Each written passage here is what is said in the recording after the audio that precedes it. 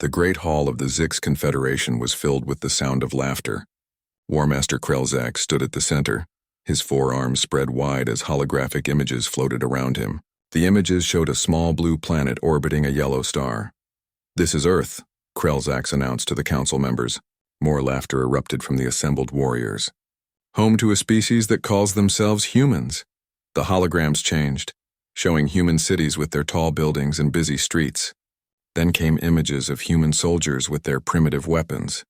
Finally, the display showed human spacecraft, small vessels that moved slowly through space using basic fusion engines. "Look at their weapons," one council member shouted between fits of laughter. "They still use solid projectiles, like throwing rocks. Their ships cannot even break light speed," another added. "My ancestors flew faster vessels 3,000 years ago." Krelzak smiled, his sharp teeth gleaming under the hall's bright lights. He had led the Confederation's armies for 20 cycles, conquering 47 worlds.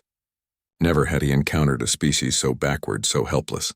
This would be the easiest victory of his long career. "How many ships do they have?" asked Commander Vexthra, one of the few who was not laughing. 12, Krelzak replied. 12 military vessels. "We will bring 30. "It will be more than enough." The laughter grew louder. Some warriors slapped their appendages against the stone floor in approval. The sound echoed through the chamber like thunder. "Shall we attempt diplomacy first?" Vexthra asked quietly. "The old protocols require—" "Protocols?" Krelzak interrupted. "These creatures are barely space-worthy. They have no allies, no weapons that can harm us, no technology worth noting.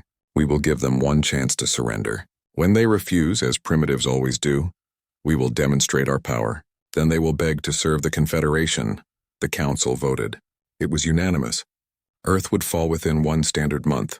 The humans would become workers. Their planet a new resource world for the ever-expanding Confederation. It was the way things had always been done. 3 weeks later, the Zix fleet emerged from hyperspace at the edge of the solar system. 30 warships, each the size of a small city, their hulls gleaming with advanced shields and weapons that could crack planets. Krelzak stood on the bridge of his flagship, watching the blue planet grow larger on the viewing screen. "Send the message," he ordered. Across Earth, every screen, every radio, every communication device suddenly activated. Krelzak's face appeared, translated into all human languages simultaneously. "Humans of Earth, you are now subjects of the Zix Confederation. You have 72 hours to surrender all military forces and accept our rule. If you comply, your lives will be spared. If you resist, your cities will burn. You have been warned." The transmission ended. In the headquarters of the United Earth Defense Force, Admiral Sarah Chen stared at the blank screen. Around her, officers and technicians sat in shocked silence. Finally, someone spoke. "Admiral, what are our orders?" Sarah looked at the tactical display. 12 human ships designed for defending mining operations and space stations. 30 alien warships with technology centuries beyond their own. The mathematics was simple. It was suicide. "Ready all vessels," she said quietly. "Full combat alert." "Admiral," her second-in-command said carefully, "we cannot win this fight." "I know," Sarah replied. She had served in the Defense Force for 30 years. She had trained for war, prepared for invasion, hoped it would never come. Now it was here, and she had 12 ships against an empire that had conquered dozens of worlds. The Zix did not wait long. 6 hours after their message, one of their warships moved closer to Mars. It fired a single shot at an uninhabited human research base on one of the Martian moons. The base vanished in a flash of light. Then the moon itself cracked apart, breaking into thousands of pieces that floated away into space. The message was clear: surrender or die. Earth's governments held emergency meetings. The debates were loud and desperate. Some wanted to fight. Most wanted to live. As the 72-hour deadline approached, the decision was made. Admiral Sarah Chen received the order to transmit Earth's surrender. Her hand shook as she pressed the button. Her voice was steady as she spoke the words that doomed her world. "This is Admiral Sarah Chen of the United Earth Defense Force. On behalf of humanity, we accept your terms. Earth surrenders."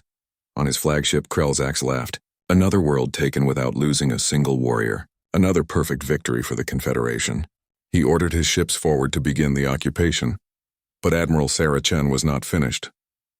After sending the official surrender, she opened a separate channel. a secret channel that reached far beyond the solar system, to places the Zix had not bothered to explore.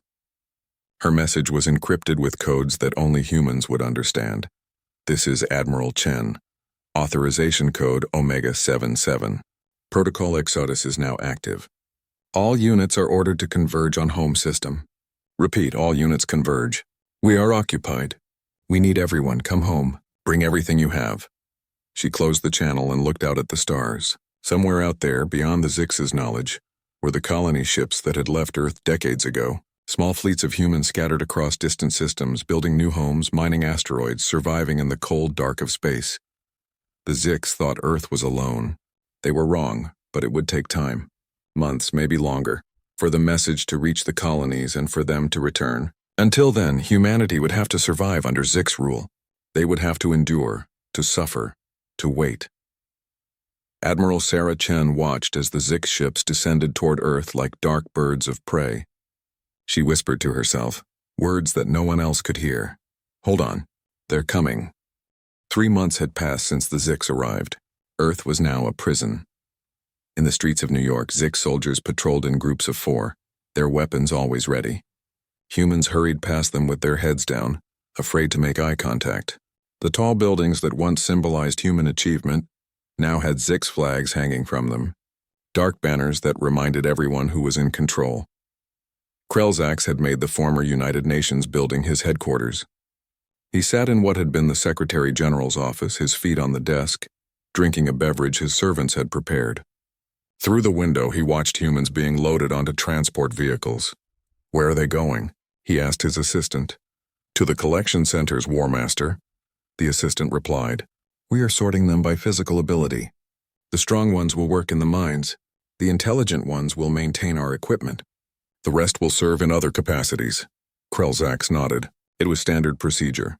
The same process used on every conquered world. Humans were proving to be surprisingly useful workers.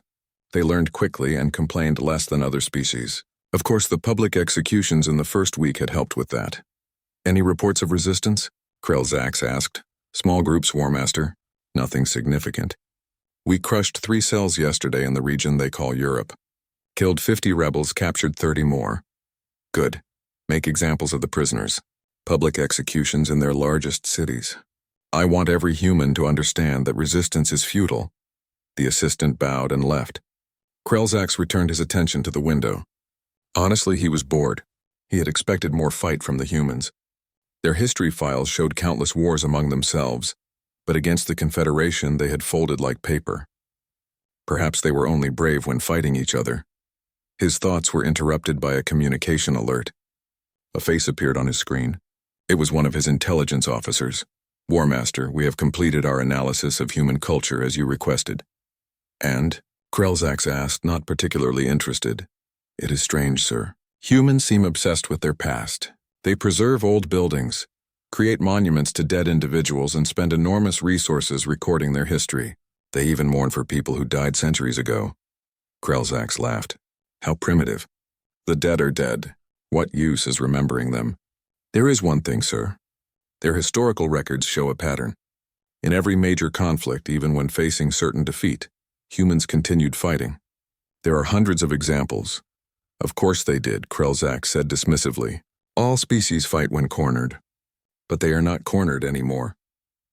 They are defeated. History is over for them. Deep beneath the streets of Tokyo, in an old subway tunnel that had been abandoned for years, a group of humans gathered around a small computer screen. They were the resistance, what was left of it. 50 men and women who refused to accept the occupation. The Zix are patrolling in predictable patterns, one man said, pointing to a map on the screen. If we hit the convoy here at exactly 0400 hours, we can steal weapons and be gone before reinforcements arrive. And then what? A woman asked bitterly. Their weapons won't work for us. The biometric locks, we can bypass them, the man insisted. Give me 3 days, we don't have 3 days. Another voice shouted. The Zix found our safe house in Berlin. They're hunting us down one by one. The argument grew louder. Fear and desperation filled the tunnel. They all knew the truth. The resistance was failing. Every attack resulted in brutal retaliation. For every Zix soldier they killed, hundreds of humans died. An older woman raised her hand for silence. Her name was Chen. She was Admiral Sarah Chen's younger sister, and she led this cell. "Listen to me," she said calmly. "I know you are afraid. I'm afraid too. But we must hold on." "Hold on for what?" someone asked. "For more executions? For more of our people being taken away? The fleet is not coming. Those colony ships are probably dead in space somewhere." Chen's jaw tightened. She wanted to tell them the truth, that the message had been sent, that help was coming. But operational security meant she could tell no one. If the Zix captured her and extracted the information, they would hunt down the returning fleets. "We hold on because we are human," she said simply. "That is what we do."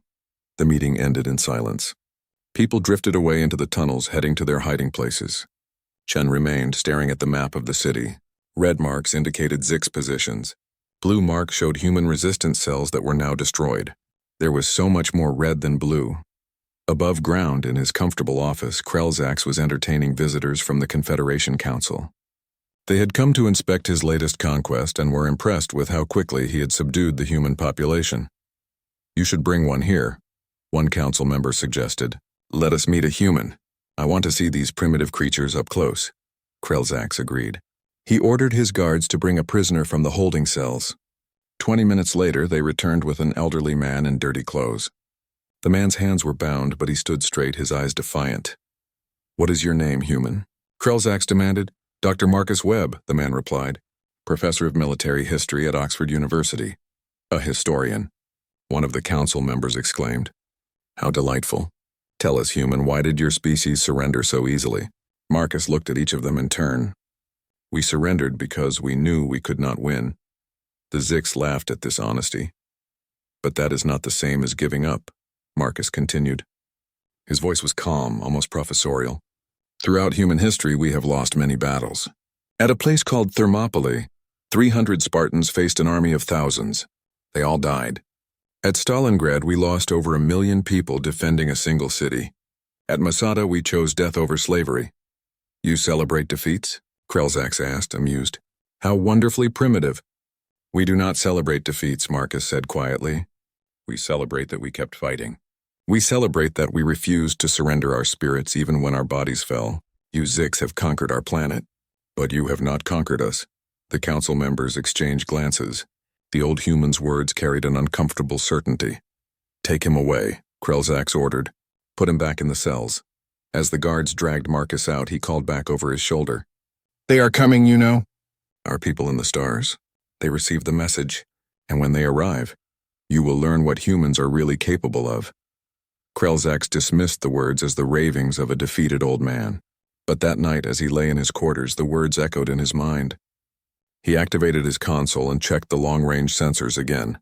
Nothing. Just the empty black of space. He was about to close the display when something caught his attention. A minor sensor anomaly at the very edge of the solar system. Probably nothing, space debris, or a sensor glitch. He went to sleep thinking nothing of it. But far out in the darkness, beyond the orbit of Neptune, something was moving. Multiple somethings. Hundreds of warp signatures, all converging on one destination. Earth. The fleet was coming home. The sensors on Krelzax's flagship screamed warnings at 3 a.m. Station time. He was pulled from sleep by his second-in-command, who was breathing heavily. "War Master, you need to see this immediately." Krelzax hurried to the bridge, still wearing his sleeping robes. What he saw on the displays made him freeze. 347 contacts. All at the edge of the solar system. All moving toward Earth. "Confederation reinforcements?" he asked hopefully. "No, sir," the sensor officer replied, his voice shaking. "The energy signatures are wrong. These are not Confederation vessels. They are human." "Impossible," Krelzax breathed. "Our intelligence said humans had no other fleets. Just some colony ships that left decades ago." "These are colony ships, War Master. But they have been modified." "Heavily modified?" Krelzax leaned closer to the display. As the computer analyzed the incoming vessels, he began to understand. Mining ships with weapons platforms welded to their hulls. Transport vessels split open to reveal missile batteries. Colony craft that had been stripped down to their frames and rebuilt into something else entirely. "They turned civilian ships into warships," he said slowly. "In the time we have occupied Earth, they converted their entire colonial fleet. What are your orders, War Master?" Krelzak straightened. Sound battle stations. Deploy all orbital defense platforms. Contact Earth Command and tell them to execute Protocol 7. If this is their attempt at rescue, we will crush it in front of their eyes. The Zix garrison fleet moved into defensive positions around Earth. 30 warships plus orbital weapons platforms created a formidable barrier. Krelzax watched the approaching human fleet and allowed himself a thin smile. They outnumbered his forces, yes, but numbers meant nothing against superior technology. On the bridge of the human vessel Indomitable, Admiral James Cortez studied the same tactical display. He was 84 years old, though the decades spent in cryogenic sleep during his colony mission meant he looked 60. He had left Earth in 2165 on what was supposed to be a one-way journey to establish humanity's first interstellar colony. Then the message had come, Admiral Chen's encrypted broadcast. Earth was occupied. Humanity needed help. Every colony ship, every mining operation, every human settlement in space received the same call. Come home. They came. They brought everything they had. Mining lasers became weapons. Colony modules became armor. Transport ships became carriers. It had taken 6 months of desperate work, but they had done it. Admiral, his weapons officer said, we are in range. The Zix are hailing us. Ignore them, Cortez replied. All ships, this is command. Execute attack pattern Omega. Remember, we are not a military fleet. We are colonists, miners, and explorers. But today we are warriors. For Earth! The human fleet did not slow down. They did not form standard battle lines. Instead, they scattered in all directions, each ship moving independently, unpredictably. The Zix computer systems, designed to track organized military formations, struggled to target the chaotic human vessels. Krelzax watched in confusion as a mining ship accelerated directly toward his flagship. Destroy it! He ordered. The flagship's main guns fired, striking the mining ship's shields. The ship absorbed the damage, its forward section crumpling like paper, but it kept coming. At the last moment, escape pods launched from its rear section, scattering in all directions. It is a kamikaze attack, someone shouted. The mining ship, now just a guided missile of metal and machinery, struck the flagship's shields at enormous speed. The shields held, but warning alarms blared throughout the bridge. Shield strength had dropped by 40% from a single hit. They turned their own ship into a weapon, Krelzax said in disbelief. Before he could issue new orders, 3 more human vessels were accelerating toward his fleet, their crews abandoning ship. 2 transport ships opened their cargo holds and released thousands of small objects, space mines that spread across the battlefield like seeds in the wind. A Zix destroyer moved through the minefield, its shields easily deflecting the primitive explosives. Then the mines opened, releasing clouds of metallic dust. The destroyer's shields began to spark and flicker as the dust particles created thousands of tiny impacts per second. A human gunship saw the opportunity and fired everything it had. Without shields, the destroyer's hull cracked open like an egg. What is that substance? Krelzax demanded. Analyzing, War Master. It appears to be industrial cutting particles, likely from mining operations. The humans have weaponized their own mining equipment. The battle became chaos. Human ships did not fight like any military force in known space. They rammed when they had no more ammunition. They used debris as weapons. One colony ship released its entire atmosphere as a propellant, creating a massive pressure wave that disrupted Zix targeting sensors. On Earth, the resistance fighters emerged from their hiding places. Admiral Sarah Chen, who had been held in a Zix detention facility, was freed when a human strike team attacked the compound. She immediately made her way to the old Defense Force bunker, where a handful of technicians had kept the command center operational. Get me a channel to the fleet, she ordered.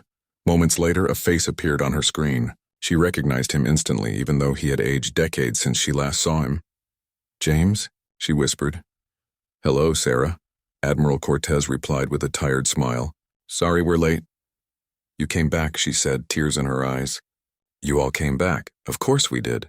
Earth is home. Now what do you need from us? Sarah quickly explained the positions of Zix forces on the ground and in orbit. Together, the 2 admirals coordinated attacks from above and below. Resistance fighters sabotaged Zix communications. The orbital fleet targeted specific installations Sarah identified. Krelzax watched his perfect victory crumble. His ships were taking damage from an enemy that refused to fight properly. They did not maintain formation. They did not follow tactics. They just attacked again and again, willing to sacrifice themselves to destroy even a single Zix vessel. War Master, we have lost 7 ships, his second-in-command reported. The humans have lost 43, but more keep coming. They are not retreating even when severely damaged. Why are they not retreating? Krelzax wondered aloud. From a nearby console, a Zix officer who had been monitoring human communications answered quietly. Because this is their home, War Master. They said they would rather die here than live as slaves. For the first time in his long career, Krelzax felt something he had not experienced in decades. Fear. A communication came through from the Confederation High Council. When Krelzax saw their faces on the screen, he knew what they would say. War Master Krelzax, the Council has reviewed the situation. You are ordered to request reinforcements immediately. The full armada will be dispatched to the Sol system. We cannot allow these primitives to defeat the Confederation. The entire galaxy is watching. The transmission ended. Krelzax looked out at the battle raging around his ship. Human vessels continued their relentless assault. Every one they destroyed was replaced by 2 more. On Earth, people stood in the streets watching the sky light up with explosions. For the first time in 6 months, they cheered. They cried. They hoped. In the old subway tunnel, Chen heard the sounds of celebration echoing from above. She allowed herself a small smile.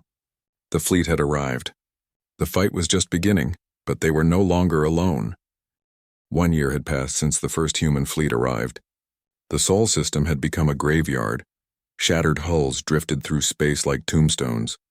Human ships, Zix ships, pieces of stations and habitats that had been caught in the crossfire. The beautiful blue marble of Earth was now surrounded by a ring of debris that glittered in the sunlight, a monument to the terrible cost of war. The Zix Armada had arrived 6 months ago. 2,000 warships, the largest military force the Confederation had ever assembled in one place. They came with the full confidence that overwhelming power would crush the human resistance.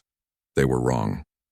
On the bridge of the human carrier Providence, Admiral Sarah Chen reviewed the latest casualty reports. Her face was thinner now, lined with exhaustion and grief. The numbers told a grim story. For every Zix ship destroyed, humanity lost 3, but the humans kept coming. More fleets arrived from distant colonies. More ships were built from whatever materials could be found. Admiral, the Zix are moving against the Jupiter station, her tactical officer reported. They have committed 15 cruisers. Sarah studied the display. Jupiter Station was a massive mining facility built into one of the gas giant's moons. Hundreds of workers lived there. If the Zix destroyed it, those people would die. Deploy the Ghost Squadron, she ordered. Ghost Squadron was not really a squadron at all. It was a collection of damaged ships that were no longer spaceworthy, but could still move under their own power. Their hulls were painted black. Their power signatures were minimal. They drifted through space like corpses, which was exactly what they wanted the Zix to think they were. The Zix cruisers approached Jupiter Station, their weapons charging. Then Ghost Squadron came alive. Engines roared to life. Weapons fired. 3 Zix ships were destroyed before they even understood they were under attack. The others scattered in confusion, their perfect formation breaking apart. Human ships hiding in Jupiter's massive storm emerged and finished what Ghost Squadron started. The Zix retreated, leaving 8 destroyed cruisers behind. Krelzax watched the footage of the battle with growing frustration. How did humans keep surprising them? His forces had superior technology, better weapons, stronger shields. Yet every engagement turned into a nightmare of unpredictable tactics. Bring me Commander Vexthra, he ordered. Vexthra entered the War Master's office looking as tired as everyone else. The war was taking its toll on the Zix as well. Many soldiers were showing signs of stress. Some refused to sleep, fearing human attacks in the darkness. Others had started carrying extra weapons, paranoid about human infiltration. Commander, explain to me how these primitives continue to resist, Krelzax demanded. Vexthra sat down slowly. They adapt, War Master. Every tactic we use, they find a counter for. Last week, we destroyed one of their weapons platforms using a quantum torpedo. Yesterday, they used a captured quantum torpedo against our supply convoy. They reverse-engineered our weapon in 6 days. 6 days? Krelzax was stunned. That is impossible. That technology took us decades to develop. The impossible seems to be what humans do best, sir, Vexthra replied quietly. They do not fight like any species we have encountered. They use weapons we would never consider. Did you know they hide mines inside floating corpses? They send false surrender signals to lure our ships into traps. They poison their own supplies so when we capture them, our troops become ill. Krelzak slammed his fist on the desk. These are not honorable tactics. They violate every rule of civilized warfare. War Master, Vexthra said carefully, I do not think the humans care about our rules. They fight to win, not to follow protocols. And there is something else you should know. Our soldiers are frightened. Frightened? Of humans? Yes, sir. There are rumors spreading through the fleet. Some say humans cannot be killed, that they always come back. Others say humans are demons who feed on fear. I know these are just stories, but they are affecting morale. Last night, a patrol of our soldiers fired on shadows. They were so afraid. They imagined enemies that were not there. Krelzax dismissed Vexithra and sat alone in his office thinking. The war was not going as planned. The High Council was demanding results. Resources were being drained. Other Confederation species were beginning to question whether conquering Earth was worth the cost. Meanwhile, on a captured Zix supply station hidden in the asteroid belt, human engineers were performing a miracle. They had taken a disabled Zix cruiser and were studying every system, every weapon, every piece of technology. Teams worked 20-hour shifts, fueled by stimulants and desperation. Dr. Lisa Park led the research team. She had been a civilian scientist before the war, designing better solar panels for colony ships. Now she designed weapons. The nanovirus is ready, she announced to Admiral Chen over a secure channel. We have modified it to attack Zix computer systems. It will spread through any network it touches. How do we deploy it? Sarah asked. We need to get it into their supply chain. If we can contaminate even one shipment, it will spread to dozens of ships before they detect it. Sarah thought for a moment. I have an idea. It is risky, but everything we do is risky now. The plan was bold. A team of human volunteers would use the captured Zix cruiser as a Trojan horse. They would paint it with Zix identification codes, broadcast the correct signals, and approach the Zix supply depot in the Kuiper Belt. Once inside, they would release the nanovirus and escape before anyone realized what happened. 6 volunteers stepped forward for the mission. They knew the odds. If discovered, they would be killed. But they went anyway. The mission succeeded. The Zix supply depot welcomed the cruiser without question. The humans released the nanovirus into the main computer system and left.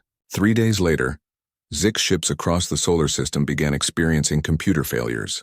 Navigation systems stopped working. Weapons refused to fire. Life support became unreliable. Hundreds of Zix vessels became floating cripples. Crews abandoned ship. Others tried to repair the damage, but the virus was designed to be persistent, hiding in backup systems and reactivating when they thought it was gone.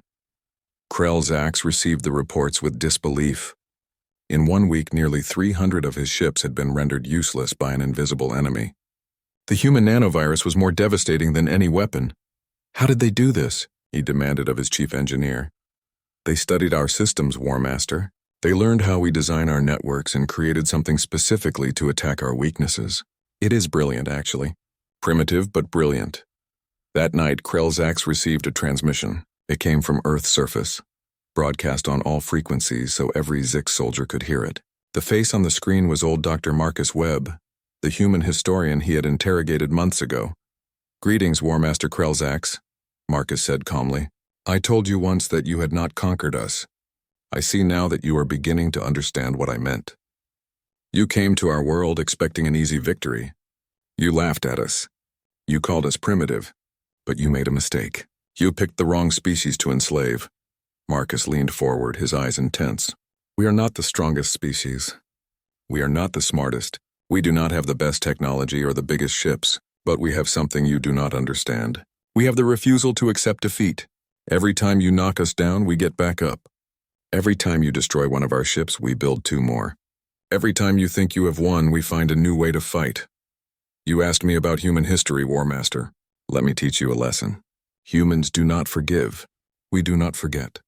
And we never ever stop. You wanted to make us your slaves. Instead, you have made us your worst nightmare. The transmission ended. Krelzax sat in silence. Around him, his officers waited for orders. Outside, the war continued. Ships fought and died. People suffered. But for the first time since arriving at Earth, Krelzax wondered if the Confederation could actually lose. Deep in the lunar underground, resistance fighters celebrated the success of the nanovirus attack. But their celebration was quiet. They all knew the truth. The war was far from over. The Zix still had more ships, more soldiers, more resources, but humans had something else. They had hope, and sometimes hope was the most dangerous weapon of all. 18 months. That was how long the war had lasted. To the Zix Confederation it felt like 18 years. The High Council sent one final ultimatum to War Master Krelzax. 500 fresh warships were being dispatched to Earth. This was the absolute last military commitment the Confederation could make. Other border regions were vulnerable. The economy was suffering. Multiple species in the Confederation were questioning why so many resources were being wasted on a single planet. End this, the Council ordered. Whatever it takes. Use any weapon. Destroy their cities if necessary. Just end this war. Krelzax looked at his tactical display. The human forces were exhausted. Intelligence estimated only 200 operational human vessels remained. The defenders were running out of everything: fuel, ammunition, replacement parts, even food. This final push would break them, but something bothered Krelzax. In all his years of warfare, he had learned to trust his instincts. And his instincts told him that the humans were too quiet. For the past 3 weeks, they had withdrawn closer to Earth, establishing a defensive perimeter. They had stopped their raids, stopped their surprise attacks. It felt like a trap. Commander Vexthra, what do you think the humans are planning? He asked. Vexthra studied the display carefully. I think they are dying, War Master. Look at their formations. They are pulling back to defend their homeworld directly. This is the last stand of a defeated enemy. Perhaps that was true. Perhaps his instincts were wrong this time. Krelzax nodded. When the reinforcements arrive, we will finish this. On the human carrier Providence, Admiral Sarah Chen held a meeting with her senior officers. Some were original Earth Fleet personnel. Others were colony ship captains who had become warriors. All of them looked like ghosts, their faces hollow from stress and lack of sleep. The Zix reinforcements will arrive in 48 hours, Sarah said. When they do, we will be outnumbered 3-1. Even with everything we have done, every sacrifice we have made, we cannot win a conventional battle against those odds. So what do we do? Someone asked. Sarah looked at each of them. We use our final weapon. The one we swore we would only use if there was no other choice. We destroy the moon. Silence fell over the room. Everyone understood what she meant. For months, human engineers had been working in secret, placing nuclear charges deep inside the lunar core. Not just a few charges, thousands of them. Enough explosive power to shatter Earth's moon into pieces.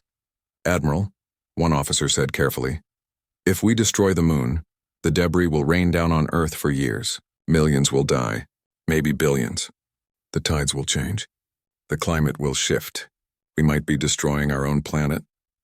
I know, Sarah replied quietly. But if the Zix win, all of humanity becomes slaves. Our children will be born into chains. Our culture will die. Everything that makes us human will be erased. I would rather Earth be damaged and free than perfect and enslaved. The question is, do you agree? One by one, every officer nodded. They had all lost family, friends, and comrades to this war. They understood the price. They were willing to pay it. We need to make the Zix think they are winning, Sarah continued. We will retreat looking desperate and disorganized. We will draw their entire fleet close to Earth. Then, when they are committed, when they cannot escape quickly, we detonate the moon. It was a suicide plan, a desperate gamble, but desperation was what humans did best. The Zix reinforcements arrived on schedule. 500 pristine warships joined Krelzax's battered fleet. The War Master looked at his forces and finally felt confident again. With this armada, victory was certain. All ships, he broadcast, advance on Earth. Destroy any resistance. Today we end this war.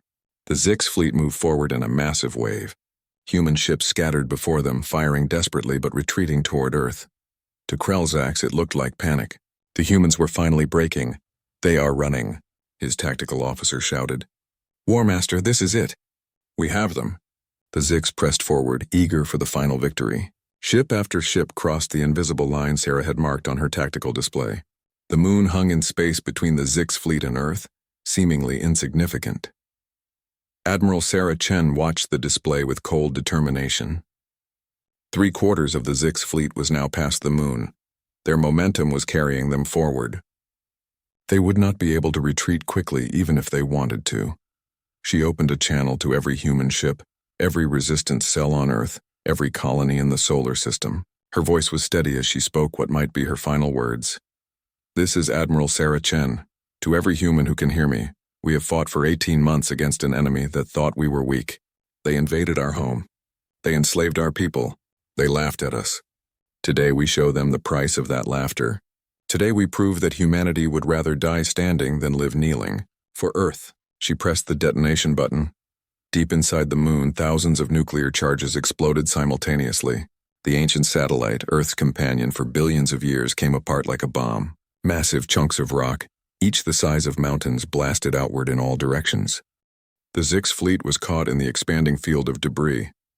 Rocks traveling at thousands of kilometers per second slammed into shields, overloading them instantly. Ships tried to maneuver, but there was no safe direction. The moon had become a spreading shotgun blast of destruction. On his flagship, Krelzax watched in horror as his fleet died. 3 ships destroyed, 10 ships, 50 ships. The numbers climbed impossibly fast.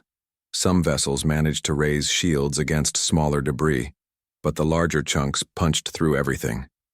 A piece of lunar rock the size of a city struck a Zix carrier, and both disintegrated in a flash of light. "Retreat!" Krelzax screamed. "All ships, emergency retreat!" But it was too late. The debris field was expanding faster than most ships could escape. 70% of the Zix fleet was destroyed in the first hour. The survivors limped away, their hulls damaged, their crews traumatized. The human fleet had also taken losses. Ships too close to the moon were caught in the blast. But most had retreated to safe positions before the detonation. They watched as their ancient lunar companion died to save their world. On Earth, people looked up to see their sky change. Where the moon had been, there was now a spreading cloud of light and dust. Some cried. Others cheered. All understood what had been sacrificed. Krelzax's flagship was damaged but functional. He sat on his bridge, staring at the tactical display in disbelief. His magnificent armada was gone. The greatest military force the Confederation had ever assembled, destroyed by an enemy that turned their own moon into a weapon. "War Master," Bexthra said quietly, "we are receiving a transmission from the High Council." The Council's faces appeared on the screen. They did not look angry. They looked tired. "War Master Krelzax, the Council has voted. We are withdrawing from the Sol system. This war is over, but we can still—" Krelzax began. "No," the High Council leader interrupted. "We cannot. We have lost nearly 2,000 ships trying to conquer one planet. Other species in the Confederation are watching. Some are talking about leaving the Alliance. The economic cost is unsustainable, and most importantly, we have learned something valuable. Humanity is not worth the price.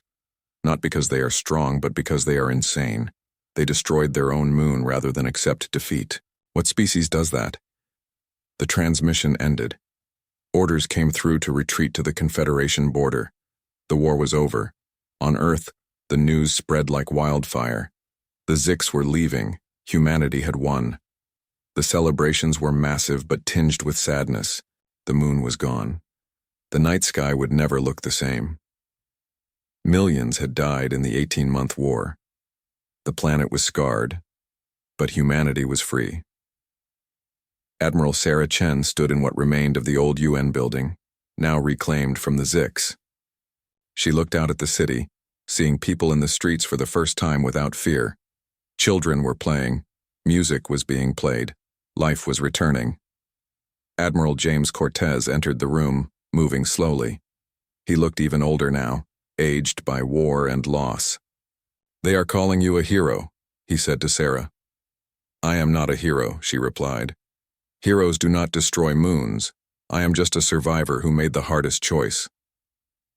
"The historians will argue about it for centuries," James said. "But we are here to have that argument. We are alive. We are free." Years later, the story of Earth's war became legend across the galaxy. The Zix Confederation added Sol to their list of forbidden systems. Young Zix warriors were taught the tale as a cautionary story. In a quiet retirement, home on one of the Confederation colony worlds, the very old War Master Krelzak sat watching the sunset. A young officer came to visit him, curious about the famous soldier's greatest defeat. "War Master?" the young officer asked. "Why did we lose to the humans? We were superior in every way." Krelzak was quiet for a long time. Finally, he spoke. "We lost because we underestimated them. We saw their primitive technology and assumed they were weak. We saw their small fleet and assumed they were helpless. We saw their surrender and assumed they were defeated. Every assumption was wrong." "But what makes humans so dangerous?" the officer pressed. "They do not think like we do," Krelzak replied. "We fight for conquest, for glory, for resources. Humans fight because they refuse to lose. When we had them beaten, they invented new ways to fight. When we destroyed their ships, they sent more. When we thought we had won, they destroyed their own moon. Their own moon. What kind of species does that?" The old warrior shook his head. "I laughed at them once. I called them weak, primitive, insignificant. I lost nearly 2,000 ships learning the truth. Never underestimate a species that named their planet dirt and still managed to reach the stars. Never underestimate an enemy that fights not for victory, but because they refuse to accept defeat. That makes them the most dangerous species in the galaxy." The young officer left, thinking deeply about the lesson. On Earth, a new generation was growing up under skies without a moon. They built monuments to the fallen. They studied the war in schools. They looked up at the ring of debris that still circled their planet and remembered. Humanity had paid a terrible price for freedom, but they had proven something to themselves and to the galaxy. When pushed to the edge, when given the choice between slavery and death, humans would choose to fight. Every single time, and that would never change.